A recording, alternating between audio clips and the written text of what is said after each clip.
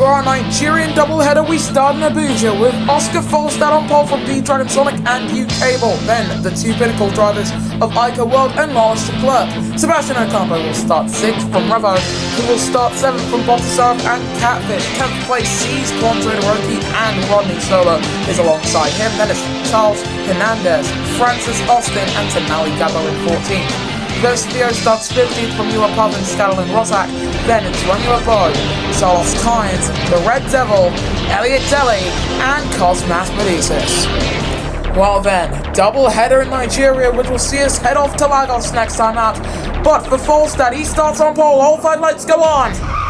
And the chase in Abuja is on. Good start there from the home driver of B-Dragon Sonic. He's already alongside with the Norwegian Season 18 champion. So as they head down to turn number 1, he's going very deep through 1, and they're both in the wall. Oh, big shot there. Ica World involved. U-Cable takes the lead in turn 3. I cannot believe what a start we've seen to the Abuja E3. And we've got contact from the backs. It's Solos Kynes and Elliot Deli. I think Renula Bow and Cosmas Medicis, as well as that, the Red Devil Rosak and Gabo might have also been involved in their own incidents. But on lap 1, at turn 1, the top 3 single-handedly crash into each other, and U-Cable takes the lead. Folstad gets past B-Dragon Sonic. What an unfortunate turn of events for the home driver. He went for the lunge down at turn 1 and it just didn't work out. He's coming into the pits with Ica World, his fellow African driver. They get that front wing cleared up quickly. He's lucky to not have had a time penalty due to that, but he's going to re-emerge in this race at the back of the pack, 20 seconds and last for the man from Nigeria. If he can score points, that in itself would be an achievement for the Season 23 runner-up, and for the man hoping to get the Chase Championship. U-Cable leads the pack 6 seconds in front of Folstad, who's got front wing damage, and he hasn't pitted for that yet. Revo sends it down the inside on his former adversary, and if he can just take the lead, he can't get in front of him. He got contact with the Toyota Gazoo racing driver. So coming through the final turn, he needed that inside line, and Catfish has a bit of contact with the Norwegian as well. A really rough set of opening laps for Folstad. We go on board with the 4, he sends it down the inside. That's a much cleaner move, unlike what we've seen behind. Botasarov, 5-second time penalty for causing a collision with awful Catfish. What is happening in these opening laps? I've had no time to mention anything, like for example Rodney Sola's incredible opening lap to see him get up into P7. Ultra Clerk's terrible set of opening laps to the point where now he's outside of the top 10. My goodness me, B-Dragon Sonic just set a fastest opening sector. Gabo further back with a time penalty for causing a collision. That is with Sebastian Ocampo, and yellow's in the 3rd sector. And I think I can see who that's for. That's Sola. Front wing damage for Rodney. And for the Season 5 Series champion, suboptimal. Barely even comes close to describing it. Botasarov got a lot more damage there than what Renault might have expected. This race has been turned on its head.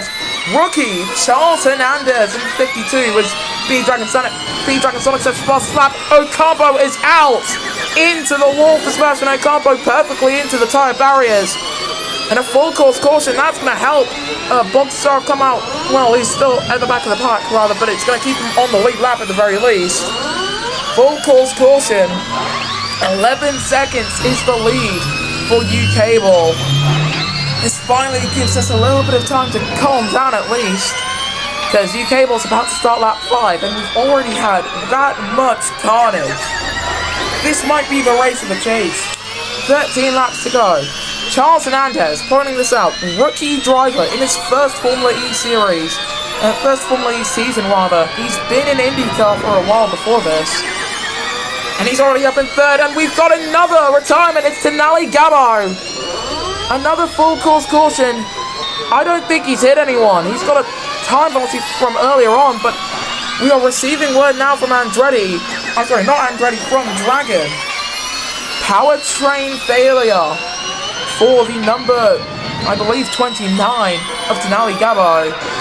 And it's another full course caution. That helps Leclerc get onto another set of soft compound tyres. This race is expected to be a 2-stop unless you get a stint on the hards. As we get back underway, Leclerc re-emerges in 19th. And my oh my, this is unbelievably close racing as long as you're not taking a look at the fight for the lead, in which case there is none. Look at Kwon there looking for a move on. Hernandez finds a potential gap, can't get it yet. Contacts with his former IndyCar buddy there. They're still going side by side, and I think, yes, that's Revo into the pits. So this is the fight for second. U-Cable has not come into the pits. I repeat, U-Cable has not pitted. This is still only second place they're fighting over. And there's a gap of 13 seconds, almost a lunge there from Hernandez. Just couldn't get it done yet. So he has to slot into the slipstream, uses attack mode on Kwon in front of him. Those soft tyres not helping him out too much. Side by side between the two British drivers of Ewan Puff and Ronnie Solar, but of course Solar still with that front wing damage. He's dropping positions. He's behind Francis Austin in that Toyota Gazoo racing car in the 23. In the slipstream of Ewan Puff in front. Leclerc getting a 5-second time penalty. Contact with B-Dragon Sonic. He didn't get attack mode heading down the straight. I think the pack beginning to close up a lot more. And yet with 11 laps to go, a 13-second lead, and we've got contact further back. That's Bogdasarov off the track. Into the wall for Daniel Bogdasarov. 5-second time penalty once more. Hernandez is the first one of the top 3 to come into the pits. Front wing damage out the wazoo for the French-Russian driver Revo. 5-second time penalty for the only man in the chase. He's for the cup, yet to score any points. My oh my. Fun fact, the only driver in the chase so far to have had any retirement is Sebastian Ocampo, who crashed out earlier on today, as Iker and Revo fighting over 15th. This is not going to be the easiest race for any of these drivers, I can tell you that right now. Elliot Deli, now in the 83, drove car number 38 last time out incorrectly. There goes Leclerc in front of the American driver. This race might be an all-time classic. We're on board with Revo. Of course, that time penalty is going to hinder him later on. Tries to go around the outside of his teammate, but gets covered off quite well. Almost contact between the two DS Virgin drivers. Trying to go around the outside. I think B-Dragon might pit soon. And another time penalty for Revo. Into the back of his own teammate. We've got an influx of drivers coming into the pits. I'm sure that B-Dragon Sonic right now, he's hoping for another one of those trademark Nigerian rainstorms. Even then, it's not really a rainstorm. It is just rain in Nigeria. It does get quite heavy. And of course, with the clouds darkening, it does seem likely as Revo gets himself up into 8th position in front of Elliot Daly. Race leaders U-Cable and Francis Austin, they did 8 laps on their softs, but in comes the race leader himself, but he's got 20 seconds to Austin. This is U-Cable's race to lose, and I don't think he's going to lose it anytime soon. I think Austin might have to pit soon, so Falstad will gain positions here. No, he comes in. Is there rain? Because those hards are fine. Inter's going on. There is rain. And they're staying out at Virgin. B-Dragon Sonic stays out. Iker World stays out. U-Cable's on softs. Tyre strategy here in Nigeria might save the day for someone like Austin or for Kwon Todoroki. This is unbelievable scenes that we're seeing here in Nigeria. Fastest second sector to U-Cable despite the treacherous conditions. Into seemingly being the tyre you want to be on. As you can see, side-by-side action, the top 7 all staying out on their dry compound tyres. I think many of the teams, it is just the case of not wanting to double stack. We go on to lap 10, and yes, U-Cable pits. Catfish is surely going to fall, and then he doesn't! Catfish stays out on lap 10! What is the strategy that they're playing at Red Bull Sims? Iker's coming in. Elliot Jelly, Solar, B-Dragon Sonic, and Ewan Puff, they're all into the pits. They're going to drop down the order, surely. U-Cable maintains his high position. He's up in second, and he's got an 8-second buffer to Francis Austin. So he's going to have the race lead either way. His teammate's going to drop down the order too. This race, unbelievable what we're seeing. The scriptwriters must have cooked up an absolute at stake here today, because more than just the home driver crashing, there goes U-Cable to the lead in Abuja. Catfish's mediums, they've given up. He can't get too much more pace out of them. He needs to pit.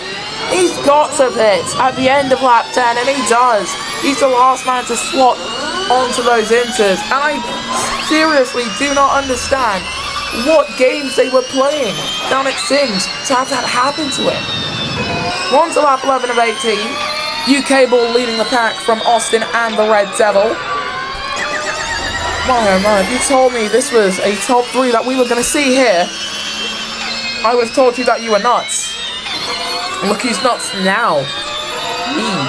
Because no one saw that one coming in side by side there between Catfish and Ica World coming out of the pits. Ica takes 10th. No attack mode due to these conditions, but you still got to use your attack charge if you want to power through. And Ica's still alongside with Catfish. Almost contact between the two of them, but they keep it clean. They keep it clean. That is what you want to see most. With 6 laps to go, U-Cable is led effectively every lap of this race. He hasn't led every lap. Let me just say that right now. There were parts of this race we had other drivers leading, but the British driver, the 2-time Formula E Series champion, he's looking to take victory in Nigeria once again. And for the man who started this race on the front row, the home driver with the fastest lap, my oh my, that turn 1 incident definitely cost him. And as well as that, his teammates' 10-second time penalty means that currently neither DS Virgin driver is scoring points in the second round of the chase. This chase for the cup for both drivers is seriously unraveling, and we're really beginning to see the possibility of seeing a chase where the regular season champion does not take the championship there. Heck, neither of the top 2 in the regular series will take the championship. If it continues on like this, we're on board with the 46. And this is really just how you get to see who's the champion, who's not. This is, honestly, this is how you know this is the pinnacle of motorsport and motorsport. This is just the type of racing that you don't see anywhere else. We're on to lap 14 as U-Cable comes across the line with 4 to go to the white flag, and honestly, he's run an incredible race. He hasn't put a foot wrong all day long, and I think he's one of the few drivers who can say that about their race today. For example, Stanley Rosak, I think he can also get away with saying that in 74. He's run quite a good race for Safe Louding Sport, in 6th position while his teammates down in 19th. And of course, we've got many drivers who aren't even in the chase scoring points today. In fact, the drivers in the chase who are currently scoring points are U-Cable, your race leader. I was going to say the Red Devil, but he's not in the chase. Volstad, however, is. So is Quanto Hiroki. And then you've got to scroll down to 8th to find Lars Clerk in the 16 in 8th position. And then Catfish scoring 1 point for car number 1. Those are the only drivers in the chase who are scoring points. You've got 10 drivers in the chase for cup, and I'm pretty sure half of them are scoring points. This is going to be a defining moment, I'm sure.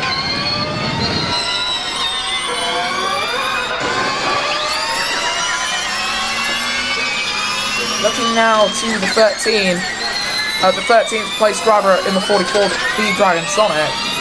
We go on board with the DS Virgin driver, and to say that he's been struggling today would be quite the understatement. Looked as if he was going to take the lead down at turn 1, and that just got away from him almost immediately. So now he's looking at not scoring points at his home race. For the home crowd, thousands strong, this is not what they wanted to see. At the very least, they get to see one of his former teammates get a very, very impressive finish 3 laps to go here in Abuja. We'll be heading off to Lagos, Nigeria for the next round. A double header here in Nigeria. And it is U-Cable still at the head of the pack, pulling 10 seconds on the rest of the pack. He's made it look quite easy. Didn't even need to pit on the correct lap to be where he is right now. And on the penultimate lap, he's just absolutely bossed the field. For Francis Austin, who started outside of the top 10, he's in front of the Pulsar, his own teammate. Toyota Gazoo Racing are getting a 2-4 out of this. But surely they would have hoped for something better, especially knowing that Volstad was on pole, but down at turn 1 on lap 1. Late. Who was the latest on the brakes? Well, they were so late on the brakes that the wall was what stopped them. And I'm still shocked that there was no retirement down at turn 1. That was just wow from all of the drivers involved there. That was almost highly unprofessional. And seeing that Ica went up on 2 wheels, you know, still wild. So we're on to the final lap. U-Cable has made this race quite boring in terms of the battle for the lead. He's been leading by over 10 seconds for a while now. He's got 12 on Francis Austin. And I think they might have caught lap traffic further behind. Maybe so, maybe not. But it's not something that we're going to be too focused on. Because for the British driver in the 89, a 2-time Formula E champion, staked his claim to the chase of the cup in season 23. U-Cable takes Abuja. Francis Austin in the 23 as well. In season 23 for Toyota Gazoo Racing Mercedes will take his career best finish, second at the line here in these wet conditions. And the Red Devil, he's going to be proud. P3 for the Jaguar driver, holding off Volstad and Quanto Toroki. Rossack was 6th from Hernandez to Clerk, Deli and Catfish. What a star-studded podium. What a star-studded top 5 actually, and my oh my, just what a race. Well, here's the podium. U-Cable taking victory in Nigeria, and the rain has stopped as well. Francis Austin coming across the line with 2nd, a brilliant finish for the Italian driver. And the Red Devil of the Netherlands for Jaguar. Brilliant P3 for him too. Then, 4th place sees Oscar Volstad from Quanto Toroki and Scotland. Rossack finished Charles Hernandez, Lawless Leclerc, Elliot Deli and Catfish the top 10. Outside of the point scoring position, we've got Ica World, Rodney Silva, and B Dragon Sonic, Ewa Path, Carlos Kynes, Dan Bogdasarov, Revo, Verspio, Cosmos Medusis and Remy LeBeau, with Gabo and Ocampo being the non-scorers. In the chase for the Cup driver standings, U-Cable leads 1 point in front of Catfish, then it's Leclerc, Volstad, Ica World, Ocampo, Todoroki, B Dragon Sonic, Bogdasarov, and Revo, who's still yet to score any points. And if you're wondering why I haven't mentioned drivers like Austin or the Red Devil in that rundown of the point scoring positions, it's because they're not in the chase. And once again, as I did last time out, I feel inclined to show you guys what the current constructor standings look like, despite them not going towards anything. Pinnacle Mercedes still leading the way by 1 point in front of TGR Mercedes. Then it's Power Renault, RB Sims Porsche, and DS Andretti Jaguar Porsche, DS Virgin Racing, Team Edams Renault, Apshafe Audi Sport, and the 10th and 11th place teams of DS Dragon Racing and Mercedes EQ, who are yet to score any points. And with all of that out of the way, we will see you guys next time then when the ERL Formula E Chase for the Cup Season 23 returns for the Lagos E3.